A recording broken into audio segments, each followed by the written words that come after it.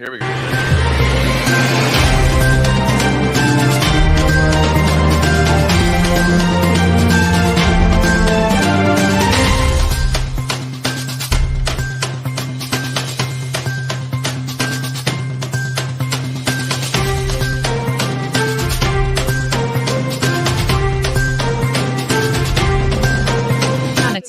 Keep watching The Politics every Friday, 12 p.m. Eastern Time on New York Parrot TV, the voice for humanity. Good day. I'm Carlo Parcelli. I'm your host for today for the Foreign Policy Review for May 25th, 2023. I'm joined by my two co-hosts from the left coast of the United States. We have Billy Bob, and from Hungary we have Ben Toth. And our special guest today from Yalta in Crimea is Regis Tremblay, a filmmaker and longtime activist. And the first question we're going to ask today, now that Bakhmut has fallen, what next? What can we look to the future for in this conflict and the whole thing, the world economic situation, and everything else that's tied into this enormous collapse of this important stronghold for the Ukrainians in Ukraine. I'm going to just toss it over to Regis. What do you think, Regis? Well, it's huge, really. The Russian version is Artyomovsk. They keep printing Bakhmut almost everywhere in the West. That's not the name anymore, however. It was actually not only historic, but is very consequential, I believe, because Zelensky has stated repeatedly he will not let them surrender, that this battle that's been going on for some over 200 days, 220 some days now, supposedly the largest battle in Europe since World War II. It's catastrophic, I think, for Zelensky. I think it's equally really disappointing for the United States and NATO, because this is a defeat of the United States and NATO, with Ukraine just, serving as the tennis court on which this war is being fought. So this battle was really enormous and consequential, as I said. Evgeny Prigozhin, the billionaire owner of the Wagner Group, sometimes referred to as the choir or the orchestra, he revealed this week that his forces lost 20,000 servicemen during this fight. And he also said that Kiev had suffered as many as 50,000 casualties, deaths. And I read somewhere where there were maybe as many wounded. So it was an expensive battle in terms of human loss for both sides. Now, I have really hesitated speculating on when this conflict might end.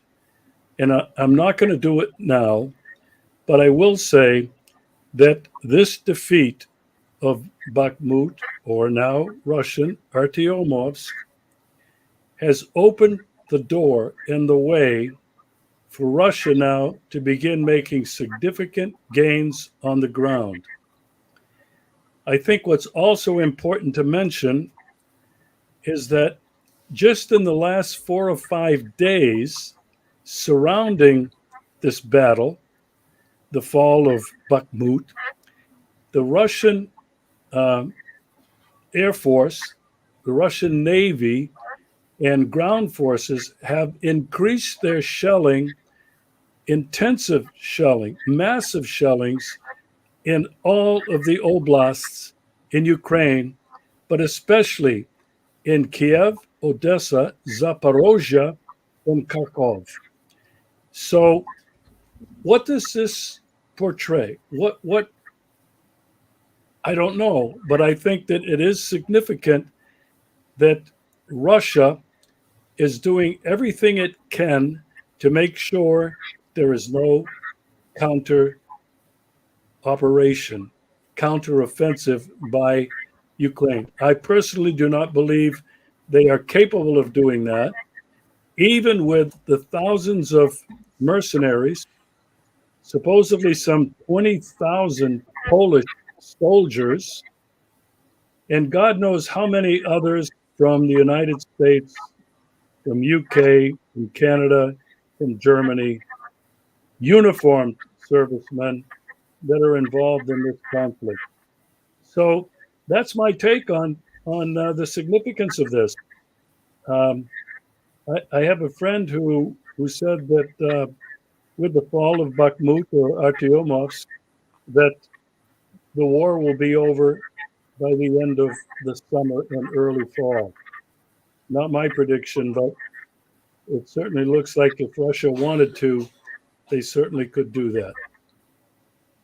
Yes, and the voices in the West are increasingly skeptical of Kiev. And there have been, other things. I mean, to add context, this was May 22, the liberation of Artyomovsk, now to be known as forever. 1 year after the liberation of Mariupol to the day, and 4 years after the inauguration of Zelensky, the clown in Kiev. So a very significant date. And done by, if you read the Western press, by Yevgeny Prigozhin, which is Eugene, the restaurateur is how they call him, or the chef of Putin, that's the Western press, and his convicts with shovels, because Russia has run out of missiles a year ago, and yet there's missile strikes every day for a week now, which is, I think, incredibly significant. So it feels like 1944 to me from the outside. Looking in. But what we got even more recently is 2 days ago, this incursion into Russian territory, into the Belgorod territory of about 100 people who said they were the Freedom of Russia or the Battalion of Free Russians, basically neo-Nazis, but not directly affiliated with Kiev, but, still wearing Ukraine regalia. And they went in there and they spent something like 30 hours there. 70 of them got killed. The column of armored vehicles got taken out and it was over. But for the West's point of view, for the cameras and the media and the social media, it got, and I laughed so hard, the Belgorod People's Republic trending on Twitter for about 3 hours, which is such a joke, such a, throwing in the face of the Donbass People's Republic, this silly notion. Do you think they believe that this is, well, the people in charge didn't believe this is the liberation of Russia from Putin, but do you think that these followers really believe was this the counteroffensive? Because the senior advisor Podolyak just said that the counteroffensive began 2 days ago. Is this what Ukraine can do now? Send a couple of hundred nationalists across the border, do terrorism? Yeah, some counteroffensive, huh? 70 of 100 got eliminated together with a column of armor.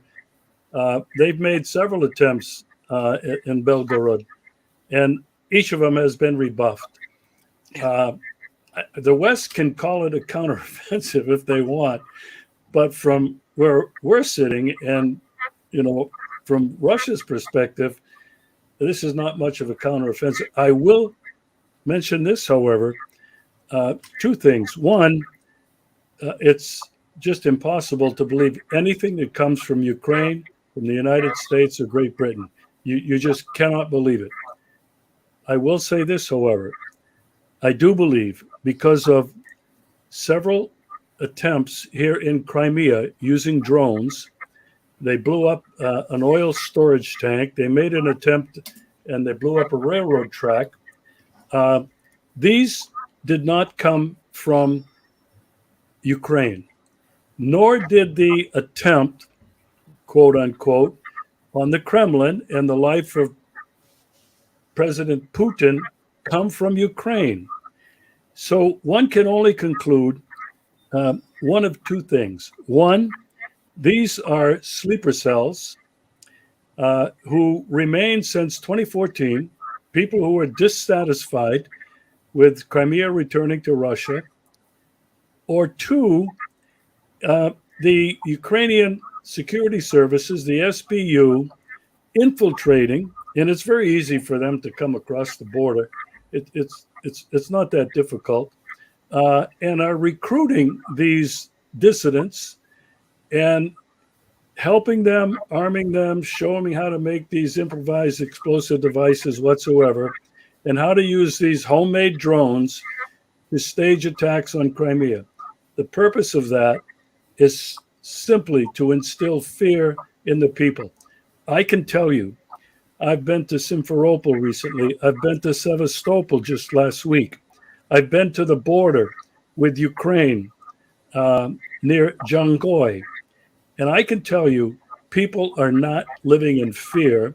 They are not afraid to go out in the street any time of the day or night. I'm telling you, it is completely calm here in terms of the reaction of the people. Life goes on as normal. I'm very glad to hear that. Maybe someone else wants to jump in because you had to, but I just wanted to bring up, because you mentioned Simferopol, the capital of Crimea. I watched this beautiful video of a young girl reunited with a Russian soldier, and they have this statue together. She gave this flower to a Russian soldier in 2014, and now she's a grown lady and got this huge bouquet of flowers from the soldier back. And there was this ceremony. I was wondering if you were there or you've seen this event at all. No, I wasn't there. I wasn't there. No, that's okay, a great but story. you know of the statue, right? The little girl who's sending the flower to. Yeah. Amazing. Billy Bob. Well, Regis, thank you for that, analysis. A really great update on, from the ground there. I guess the big question is, what comes next? And I mean, it's all just speculation because, nobody knows what's going to happen. It doesn't, things don't look good from the perspective of the West and Ukraine. In my opinion, it's basically a stalemate. I mean, Ukraine is not going to be able to, they just don't have the capacity to reconquer any of the Donbass area or Crimea. So I don't know. It's I can add to that because we can speculate in an informed fashion, and I'm glad that Regis included Great Britain, on that list of belligerents, basically threatening states, because Boris Johnson was just sent to Texas on a Ukraine NGO's money to lobby the Republicans to gather more support for Ukraine, which is waning in the US, which is very interesting because the Western headlines have went in a direction that they blame three things, or subtly blame three things on Ukraine recently. One was the attack on the Kremlin, the Russian flag on the top of the Kremlin that failed. I don't think it was really an attack on Putin that you mentioned. The Nord Stream pipeline investigations. Everybody knows who did that, but they are saying that we have these links in Poland that have roots in Ukraine, throwing Ukraine under the bus again. And this recent Belgorod incursion, the bobblehead guy, who is it? Kirby said that we warned them. We warned Ukraine not to use our weapons on Russian territory.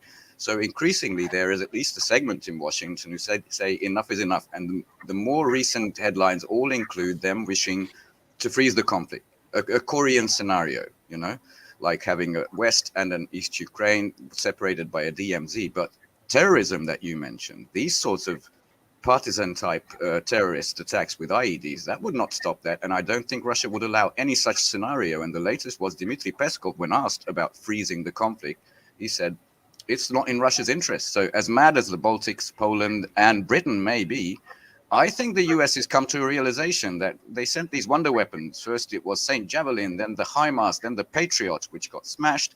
And now all the talk is about F-16s, but they don't want to send theirs. They're happy for Europe to send some F-16s. I think they know what fate awaits them. But I think there's a realization, especially in US circles, that, sorry, this is not what we thought it was. Russia is not what we thought it was. That's at least my informed speculation. What do you think? Yeah, I agree with you, Ben. You're absolutely right. And support is waning in the United States. I'm not living there now, so I really can't comment on that. But from what I've read, it's decreasing. Biden's support is plummeting. But what I do want to mention in response to Billy Bob, I do not think anymore, I never did, that this was a stalemate in Ukraine. What this is, and it's what Prigozhin has called Bakhmut, but this is what Russia's been doing now in this second or third phase of the special military operation. It's a meat grinder. Two things. Russia lost a lot of people, several thousand, maybe 20 or 30,000 men the first time around at the beginning of the special military operation. They didn't anticipate how ferocious the response from NATO and the United States would be.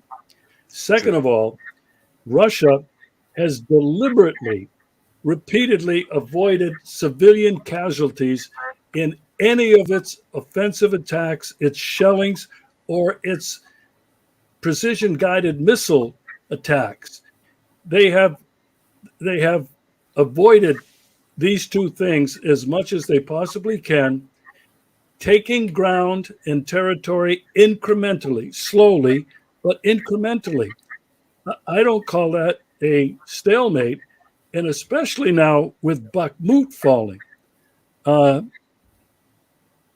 This is a major victory and development in this war.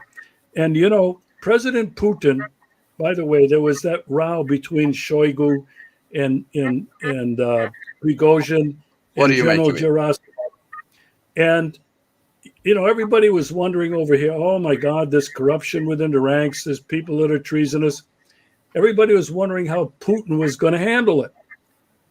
Well, when it finally fell, Putin congratulated both Prigozhin and the Wagner Group and the Russian forces who supported and took part in the fall of this major city. So I see no panic from the Kremlin. I see no panic from my friends who live in Moscow and St. Petersburg and American friends who have just come from Crimea. There were three groups, actually. They visited Crimea, Moscow, St. Petersburg, and they report the same thing. Total calm, no evidence of there being a war right next door. And what this means to me is Russia is being very patient. Russia, nobody knows what is in the mind of Putin, or much less the Russian military command. And so I think it's best, is what I've tried to do, is to step back and just watch what's happening on a daily basis, as Ben just mentioned. This is a slow process for Russia. They could have come in, guns firing away, you know, with everything they had, but they do not want to destroy and kill any more civilians or soldiers in Ukraine. And they certainly do not want to destroy any more infrastructure or cities. And this is why I believe that Russia is just being very patient. They know what they're going to do. They know what they're up against. And I think they know that they are winning this war against the United States and its puppets in Europe.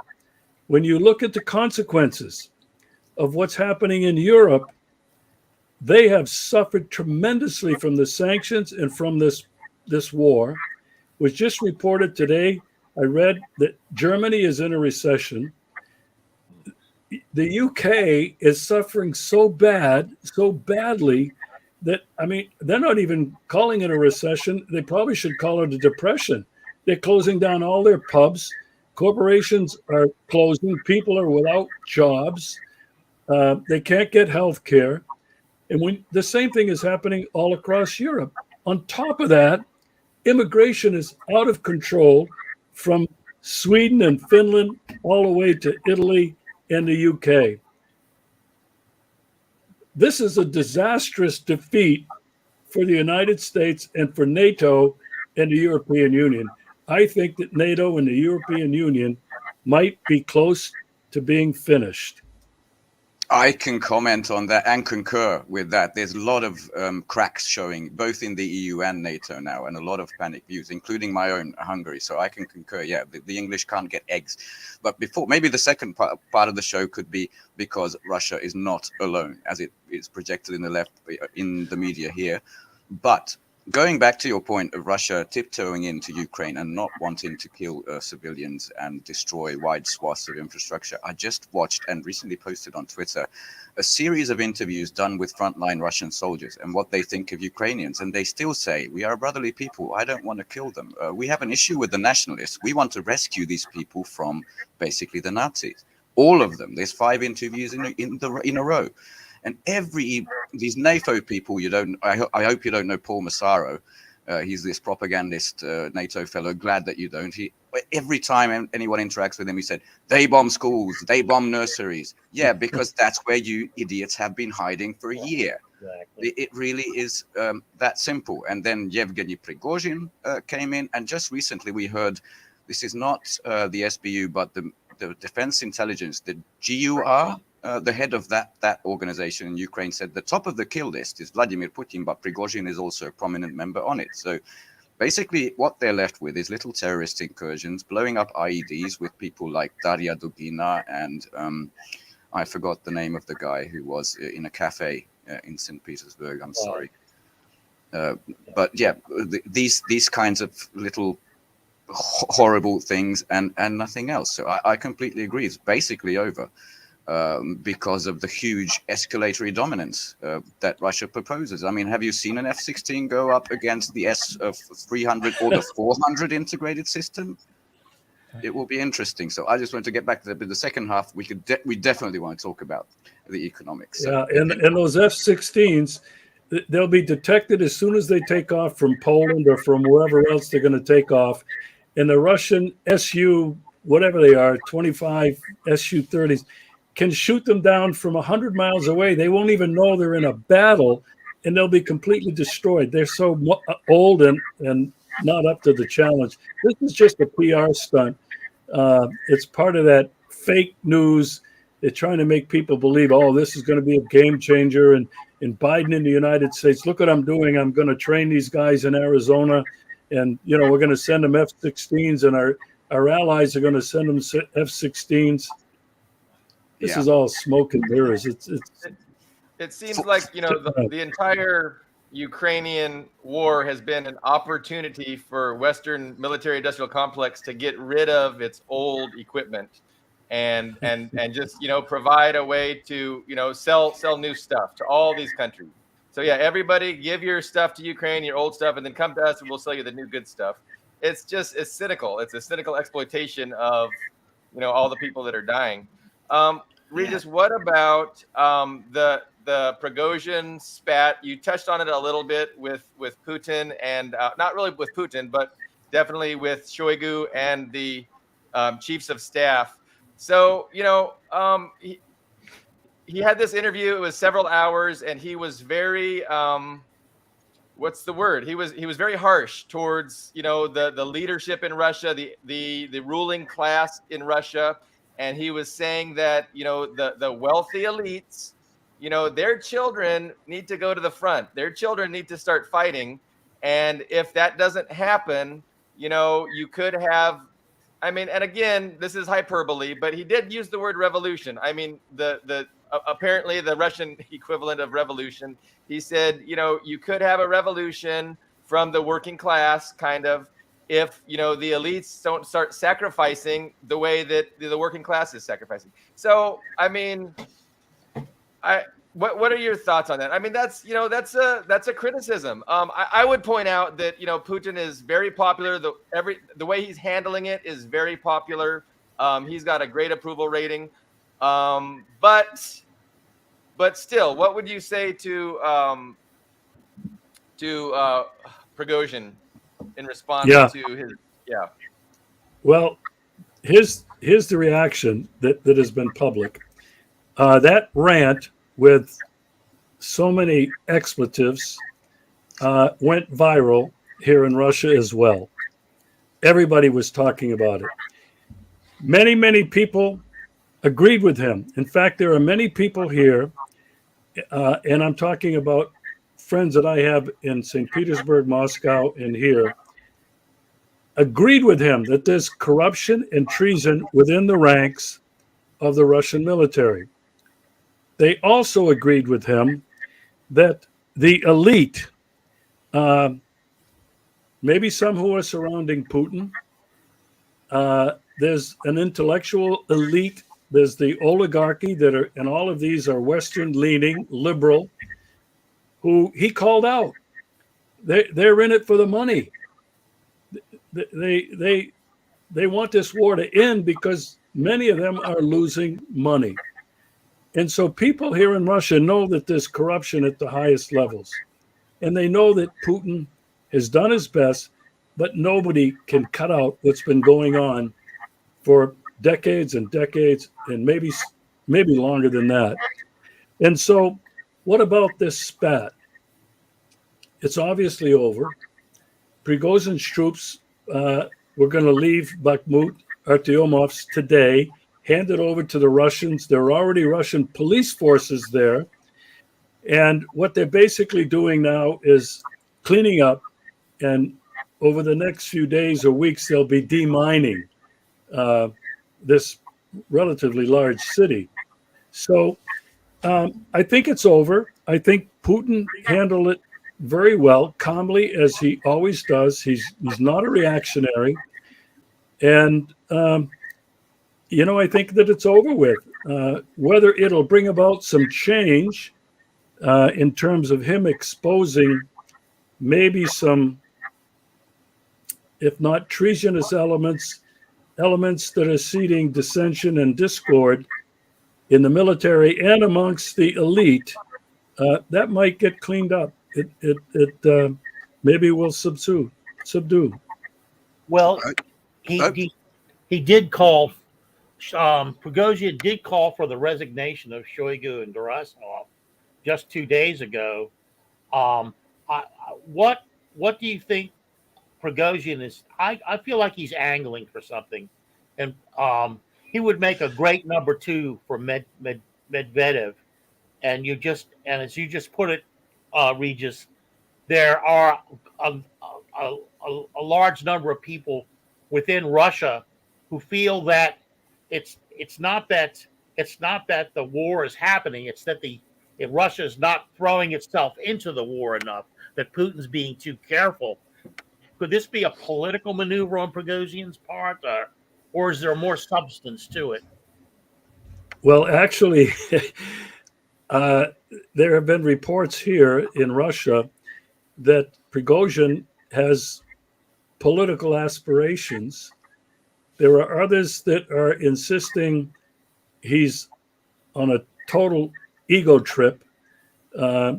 He's a legend in his own times, and he's bigger than what he's projecting.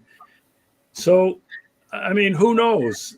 I guess we're going to have to wait and see, like everything else, how it all shakes out. It's speculation, and I can't comment on the corruption. We have a minute to break, I know. I'd just like to add that Dmitry Peskov, Putin's spokesperson's son, is in the front line. So that's something in that point of the elite should send. And the Shoigu, where's my fucking shells? Everybody's seen that. It's wonderful. But I said at the time, and I feel vindicated now that they're getting medals and awards, that this is show meant to bring more AFU into the meat grinder. And that's it, because this SMO didn't really have a face. All of the Russian and the Wagner people have their faces covered. So there had to be someone on the television screens doing this stuff. So for me, I feel indicated that was practically a psyop meant at the armed forces of Ukraine. But again, this is speculation until we see and learn more. But the most recent comment was there are 10,000 people wanting to join Wagner every month. That's that was interesting. Prigozhin, but I don't have a hard time believing it, because I've seen celebrations with that flag, with the Wagner organizations, banners and everything all over Russia, and not just Russia. At least more recent one I've seen was in Australia. I don't know if you've seen that one. Mm-hmm. I want to reiterate just quickly before break that I mean, I think it's the totally correct approach by Putin that people in Crimea and people in Russia are living their lives normally, and they're not really even aware. I mean, of course they're aware, but it doesn't affect their lives. And I think that is the exact correct approach right now, you know, because it's just at the very beginning, possibly. And so it would be wrong. So, you know, Prigozhin is advocating, hey, we need to mobilize. We need to get on a war footing. And I don't think we're there yet. I think Putin is right to maintain, you know, the structure that he has now, and to not, you know, go overboard, not do mass mobilizations, not, you know, go on a whole total war footing. That would play right into the West's hands. That's just my opinion. If it ain't broke, about, don't fix it. And maybe we can go to a break. Yeah. Yeah, break time. MUTIU, take it away.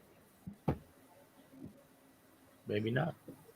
Well, we got the last one just perfectly. In the interim, let me just say something about the U.S. electorate here. Routinely, they have polls where the media, the mass media, corporate media, figures in near single digits, 9%, 11% trusted.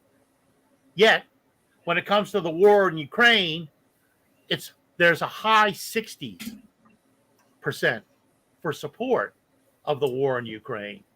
So you have an obvious disconnect between the American public, because they're, as I've stressed many times on this show, they're ignorant ninnies. And being ignorant ninnies, fortunately or unfortunately for us, the elites ignore. They don't give a rat's rectum what the general population thinks. They're going to do what they're going to do. And so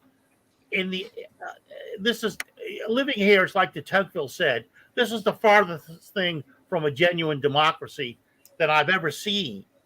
And that was 1826, and nothing has changed. I just wanted to point out that enormous disconnect.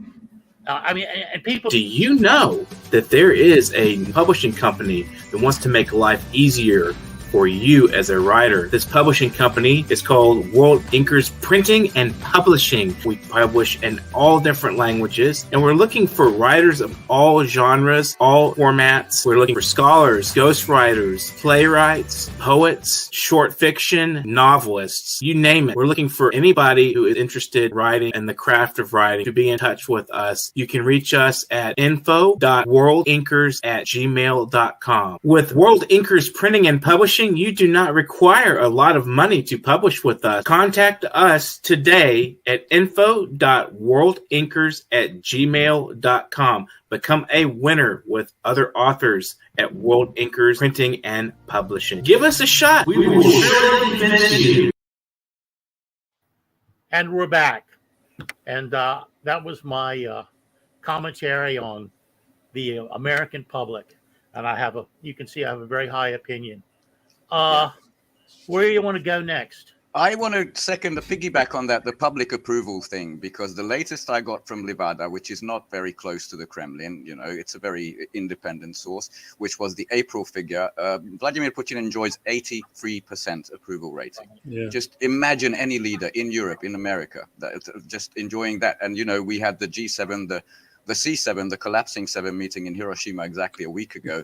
And New York Times came up with this fantastic title saying the meeting of the unloved leaders or something like that. And I'm just going to list to you quickly because it was so funny to me when someone pointed out that the approval rating of the leaders there is Biden is the highest with 42%, right. Trudeau 39%, Olaf Scholz, the hostage in Germany 34%, Sunak, the Indian Blair, is 33%. Kishida in Japan, the host, 31%. And Macron is the most pathetic with 25%. That's the world. That's the G7, the old empire's heart, and basically the new world. And that's where we can transition, I think, to the wider geopolitics of this thing, because I have an important, let's say an observation, because I recently rewatched Vladimir Putin's speech, 2007 at the Munich Security Conference, when many of the people in the world first saw what this person is, what Vladimir Putin is. And let's remember the history here. 2008, the big financial crash happened. 2009, the BRICS countries are basically formed, announced, and 3 years later it is unveiled that China is building the Belt and Road Initiative. Well, unveiled in China means it's been in the planning phases for many years. They've been working out kinks and all that. But basically, 2008, if you look at something called the A1, C1, I lost it, but the money supply in the US, they started printing money 2008, went way, way up, and 2020 even more. It's just a financial collapse waiting to happen. And the answer was already at least 10 to 15 years in the making. It's not alliance they have to build now. It's already there. The isolated Russia, the isolated China is just babble. And the other one from Macron, Regis, I'd love to have your comment on it, that Russia has completely become the vassal of China. I wonder how Russian people or the people of Crimea feel about such comments. Well, I'll address this last point, Ben. There is concern among some Russians that they don't trust China. I don't share that, but there are some. I have also read reports and comments that in this march towards the New World Order, a multipolar world, that Russia is just a sidecar to China. I don't agree with that. In fact, neither. I think that in terms of who is leading this very rapid march towards the New World Order, a multipolar world, it has been one Vladimir Putin. It has not been President Xi. President Xi, I think, he's more concerned with the economy and business. Yes. It's obvious why I think he's showing so much restraint with the threats of the United States against him over Taiwan. President Putin, he's been doing just as much groundwork as China has in Africa, in the Middle East, in South America, the Southern Hemisphere, all over the former Soviet republics. Putin has been there, or Lavrov has been there. And I think that Russia is not concerned about business so much as China is. Russia primarily is concerned with survival and sustainability. With this vast area of land, with the vast resources that they have, with everything from gold, uranium, silver, water, timber, unparalleled anywhere else in the world. Energy and agriculture as well. And agriculture. And Russia now is almost completely self-sufficient, sustainable. What Russia is looking to do is to build trade and business, not only with China, but with India, with Iran, with the Saudis, with South America, with Cuba, and with all of Africa. And they are not so much driven by this economic engine that China is. That's not to say that they don't need it or they don't want it, but it's not I think, their primary concern. And I am very proud, actually, of what the role that President Putin has played. Well, since the 2007 Munich Security Conference, Ben, that you mentioned, when on that day with that speech with John McCain and Joe Lieberman sitting in the front row scowling at him when he called out the United States painted a target on his back. And since that day, he has become the United States public enemy #1. They compare him to Hitler on steroids. And that just shows you how desperate I think the United States is. And it shows you not only how confident President Putin and the Russians are, but it shows you that Putin is the primary leader on the global scale. President Xi does not even come close to the leadership character and qualities of President Putin on a global scene. Your thoughts? Well, I I just want to toss that in, because in June we have the St. Petersburg International Economic Forum, SPIEF, coming up again, and it's now known that the BRICS countries have aggregate wealth superior to the G7. It's a slight advantage, but it's going to grow as the years go. And with the St. Petersburg conference coming up, there's talk of some of the countries involved, and it involves hundreds of over 100 countries. Some of the countries involved want to create a currency that challenges the dollar, a world currency, a base currency, and so I'd like to hear some based on a basket of goods, real raw materials, which is wonderful. So I'd like to respectfully disagree with Regis while mostly agreeing. And basically, what I see is, yes, Putin is engaged in real diplomacy. So is Lavrov. And he just recently mentioned in his speech that it should be based on international law, respect, and mutual trust. So that's how he's building alliances. Economics is a part of it. Obviously, he's making deals of free trade zones. So just as examples of that, Evira Nabulina, the head of the central bank, is right now in Tehran making agreements on national currencies.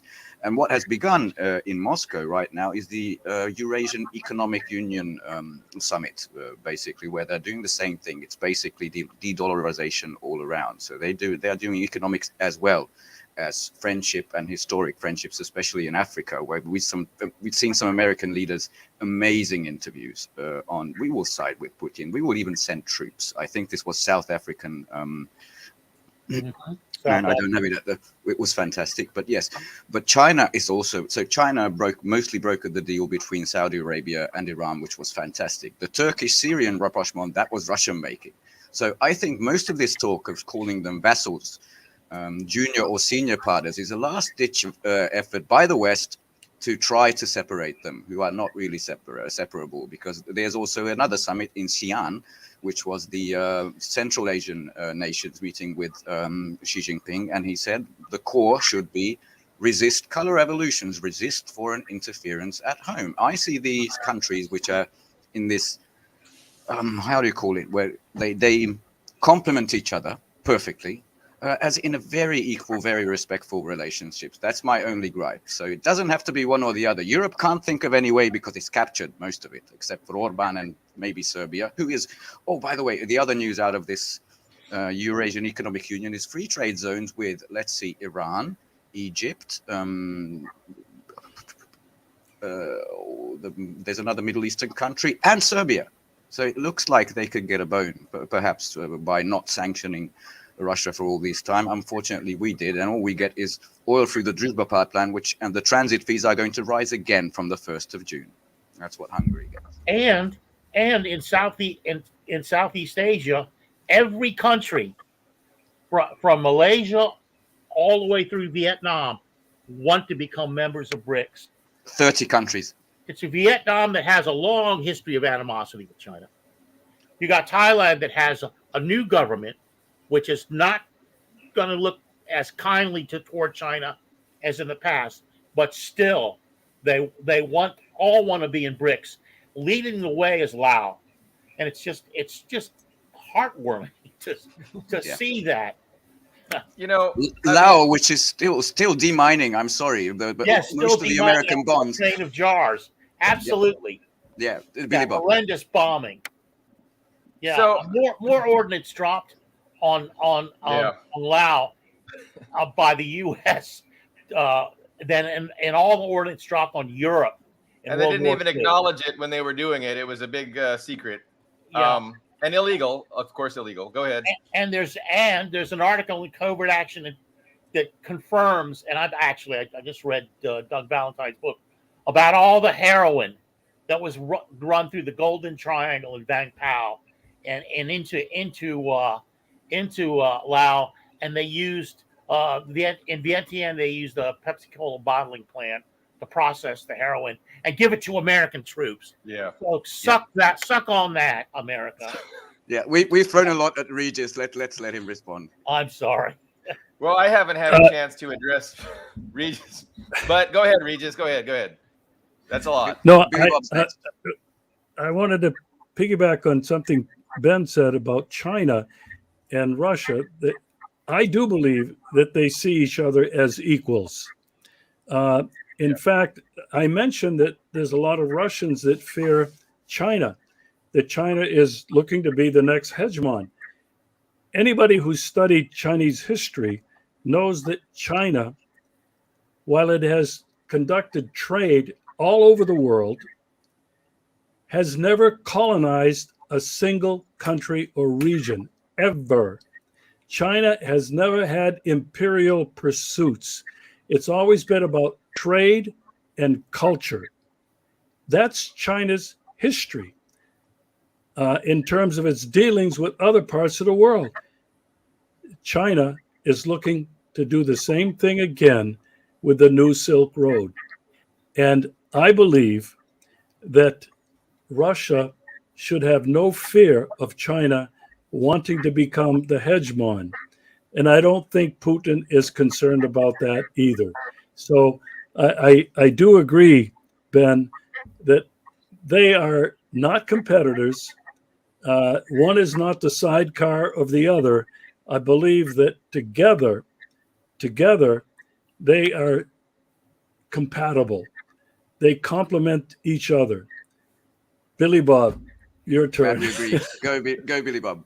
I agree with that completely, Regis. I mean, they have a shared vision of how to improve the system, how to improve the current system that's dominated by the rules-based Western order. So it's multilateralism, it's multipolarism, and it's not based on Western dictates and where they make the rules for other people, but they don't abide by them themselves. So they have this shared understanding of how things should be improved and how things can be improved. And so they're working together to make that vision a reality. And if Russia sides with the West, China's done.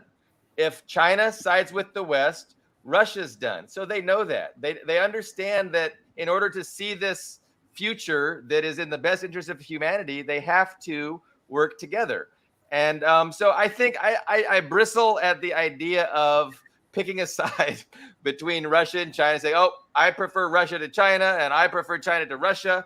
I mean, that's kind of a Western look at things that can be problematic, and we want to discourage people from people in Russia from fearing China and not liking China, and we want to discourage people in China from dismissing Russia and say, "Oh, we're really number one, you're just a sidecar." Like that kind of paradigm isn't helpful, and people need to understand the reality of the situation, that only together can we come up against this imperial system that has caused so much trouble for the last 7,500 years. What else? No, as they said, they are building a fairer world order, and I believe that is what we're seeing in the making, at least for 10 or 15 years. But this war, this special military operation, it was really the catalyst. It was something that broke out, and the West has no answer. We're going to further sanctions. Iran's getting its 7th package. Russia's getting its 11th package. China has really helped out Russia's economy a lot. They've increased exports by like a factor of, they've doubled exports into Russia since the SMO began, I believe. So they've really done a lot to support Russia, while at the same time not deliberately antagonizing the West and opening themselves up to escalatory sanctions, etc. So, but there's a lot of Russians, right, that are upset. Well, I want to see China sacrifice too. We're sacrificing in Ukraine. We're dying. I want China to start sacrificing. I want China to step out and take some steps that are going to open themselves up to retaliatory things from the West. But again, just like Putin's approach, where people in Crimea, people in Russia don't really feel this conflict, I think that's the right approach. And I think it's correct of China to stabilize the Russian economy, help them out as much as they can, give them all the support they need without escalating things and causing the West to have reason to do even more than it's already doing. And I don't know. It's not easy, and it takes real leadership, the kind that the West doesn't have. But I think both Putin and Xi are tremendous leaders, and it kind of bristles a little bit, saying, "Oh, this one's better than this one, or this one's better than this one." But I understand that's people's opinions. I think they're both tremendous. One thing that I think is really important to mention in the context of what we're talking about, the threats from the United States on China, sanctions, embargoes, the Gerald Ford aircraft carrier and its whole contingent of ships surrounding China. People are talking about these are two nuclear-armed countries.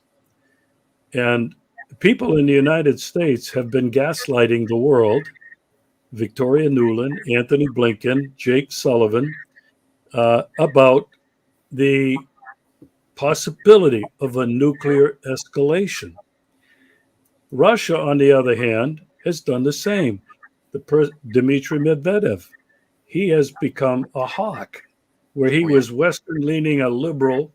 Now is saying Russia will respond with everything in its arsenal if the Russian territory is attacked or the Russia's future is being threatened.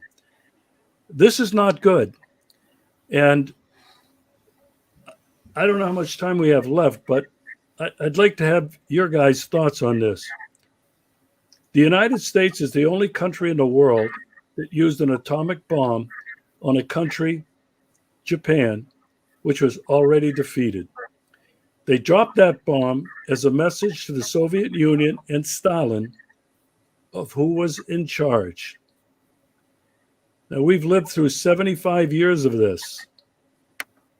My question is, Blinken, Winken, and Nod, as they're sometimes referred to, but Blinken, Sullivan, Nuland, Miley, and Austin, and even Joe Biden are not the people who ordered the bombing of Japan in 1945 in August, but are the same people still behind this neoliberal, this attempt of the United States to dominate. Are they crazy enough to risk nuclear Armageddon, recognizing that they've lost this epic battle for control of the future order of the world? Are they crazy enough to end it all? I'd like your thoughts on this before we conclude. Nuclear Armageddon. Who wants to go first? I don't think they're crazy enough to do that. I don't think that's in their interest. I think they are crazy because they've increased the chance already. I mean, they've already pushed the envelope way more than is necessary.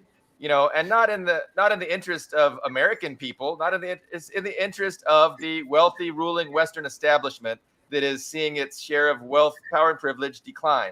So that's why they're pushing this farther to, the risk of nuclear Armageddon. But no, they're not suicidal. They're having a temper tantrum. They can't stand the fact that they're being displaced, but they're going to be displaced. And I'm not worried about nuclear Armageddon, honestly, but I know that there's a risk of it, and the risk of it and the fact that we're getting closer to that possibility is 100% their fault. And they're not doing it to further our interest. It's their own interest. But I'll stop. I agree with Billy Bob on that. The historical, there's a great difference between now and the historical use of the U.S. bombing of Hiroshima and Nagasaki. I mean, they had invested $2 billion in the project. Leslie Groves, who ran the military end of the project, along with physicists like Edward Teller, they were very much for bombing. You had a core member. Look what they did to Oppenheimer. They stripped him of his security clearances. He ended up going to Truman after Truman had retired and updating him on Harry Truman, who knew nothing about anything. He was led around on a leash by Jimmy Burns, who was also very much for dropping the bomb. Oppenheimer's comment was, "I've been trying to tune this guy for a couple of years now, and he's too stupid to even understand what radiation is." So it's like, and Truman was the everyman. He was like the American everyman, and so what Regis said is exactly right. The Russians were massing on the west, on the east of their country, which is the west of Japan. Curtis LeMay had basically decimated Tokyo with the fire bombings of Tokyo. He's the guy that said about Vietnam, let's drive him back into the Stone Age, and some congressman answered, well, General, I think they're already there. And it's like, so the situation was, it was gratuitous. The dropping of the bomb is now, with documentation, been gratuitous. It came up when Paul Fussell wrote this book called "Thank God for the Bomb." I was in the Philippines at the time, and I was one of the Americans that was going to have to go to the mainland of China. Already, the information was basically available that wasn't true, and now the documentation is there that the reason they dropped the bomb was to intimidate the Soviet Union. Number one. Number two was they spent $2 billion, so they had, at least according to Leslie Groves and those people, they had something to prove, and Lilienthal and all that scum, and that they had something to prove to the American people, the taxpayers. This is what we got, and also prove something to the rest of the world. That's my take on it. Good take. And I don't want to sound Pollyanna-ish, but I pretty much agree with all the previous speakers that but there is always a risk, because B-52s go over the Black Sea and into the territory of the Baltics, and those are provocations. But we are lucky that Putin is in charge, because he's always responsibly handling these provocative events, turning them back, guiding them out, go away. That's why we're not, scavenging ruins in an irradiated landscape right now, because he's not like the West, thank goodness. But although while there's a risk, Europe and the US, the collective West, wouldn't be doing this stupid, I can't call it anything else but theatrical approach. Like Maya Sandu, the little Moldovan president, said that if Putin arrives in Moldova, he will be arrested, according to the ICC thing. Like, why would you resort to stupid shit like this if there was a chance to win on the ground? There clearly isn't. And don't forget, Belarus is now also a nuclear superpower as of yesterday. So they obviously have an answer for this NATO provocation, because 3 NATO countries have it. So while not worried, I know there's always a risk. I don't know if Regis is happy with our answers, but I wanted to give him the last 2 minutes if he wants to reflect.